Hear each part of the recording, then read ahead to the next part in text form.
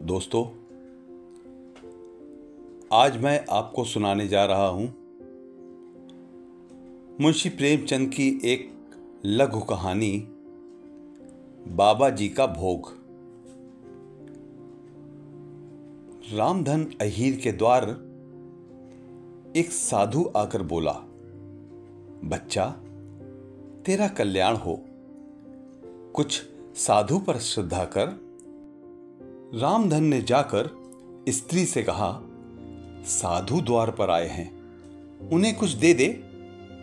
स्त्री बर्तन मांज रही थी और इस घोर चिंता में मग्न थी कि आज भोजन क्या बनेगा। घर में अनाज का एक दाना भी न था। चैत का महीना था, किंतु यहां दोपहर ही को अंधकार छा गया था। उपज सारी की सारी खलिहान से उड़ गई। आधी महाजन ने ले ली, आधी जमींदार के प्यादों ने वसूल की। भूसा बेचा तो व्यापारी से गला छूटा। बस थोड़ी सी गांठ अपने हिस्से में आई, उसी को पीट पीट कर एक मन भर दाना निकला था।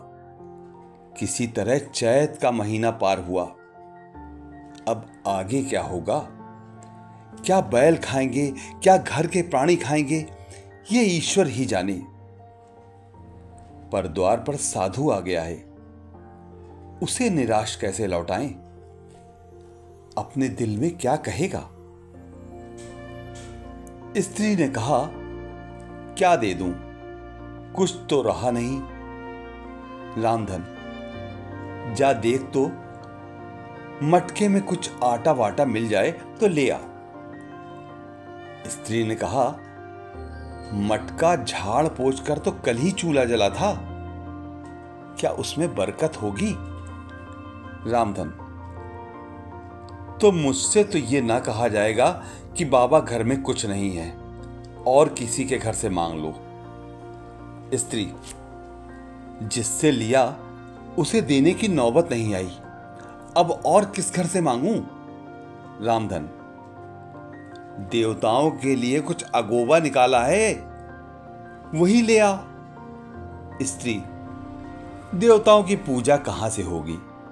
रामधन, देवता मांगने तो आते नहीं, समाई होगी करना, ना समाई हो ना करना। अरे तो अंगोबा भी पसेरी दो पसेरी है क्या? बहुत होगा तो आध सेर, इसके बाद क्या फिर कोई साधु ना आएगा? उसे तो जवाब देना ही पड़ेगा। रामधन, ये बला तो टलेगी, फिर देखा जाएगा। स्त्री झुंझलाकर उठी और एक छोटी सी हांडी उठा लाई, जिसमें मुश्किल से आध सेर आटा था। वो गेहूं का आटा बड़े यत्न से देवताओं के लिए रखा था। रामधन कुछ देर खड़ा सोचता रहा। तब आटा एक कटोरे में रखकर बाहर आया और साधु की झोली में डाल दिया। महात्मा ने आटा लेकर कहा, बच्चा, अब तो साधु आज यहीं रमेंगे, कुछ थोड़ी सी दाल दे तो साधु का भोग लग जाए। रामधन ने फिर आकर स्त्री से कहा, संयोग से दाल घर में थी। रामधन ने दाल, नमक, उपले जुटा दिए, फिर कुएं से पानी खींच लाया। साधु ने बड़ी विधि से बाटियां बनाई, दाल पकाई और आलू झोली में से निकालकर भुर्ता बनाया। जब सब सामग्री तैयार हो गई तो रामधन से बोले, बच्चा, भगवान के भोग के लिए कौड़ी भर घी चाहिए। रसोई पवित्र ना होगी तो भोग कैसे लगेगा? रामधन, बाबा जी, घी तो घर में ना होगा। साधु, बच्चा, भगवान का दिया तेरे पास बहुत है, ऐसी बातें ना कहे। रामधन, महाराज, मेरे गाय भैंस कुछ भी नहीं है, जाकर मालकिन से कहो तो। रामधन ने जाकर स्त्री से कहा, घी मांगते हैं। मांगने को भीख, पर घी बिना कौर नहीं धंसता। स्त्री, तो इसी दाल में से थोड़ी लेकर बनिए के यहां से ला दो। जब सब किया है तो इतने के लिए उन्हें नाराज क्यों करते हो? घी आ गया।